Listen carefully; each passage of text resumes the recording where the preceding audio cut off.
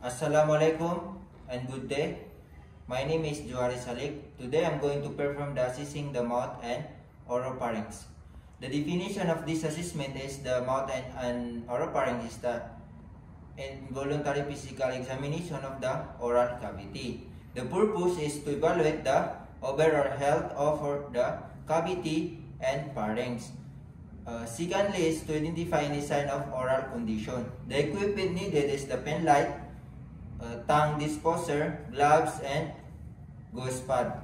The consideration before the process of this assessment is the patient comfort, cultural disinvity, infection, and visibility. The things to document is the lips and brachial aura, teeth and gums, and tongue.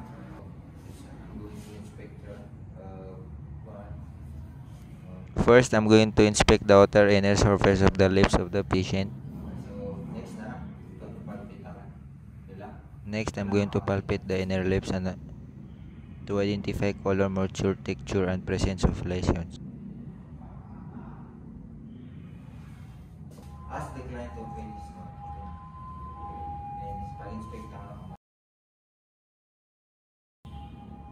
Next, I'm going to instruct the client to open his mouth to inspect the surface of his tongue.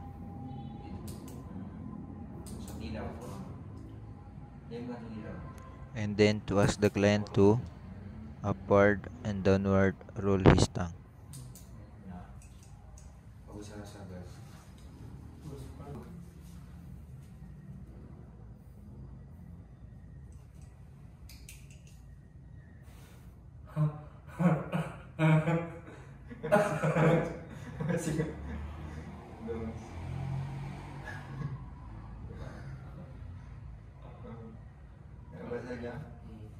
Do you show? Gumawa, sir.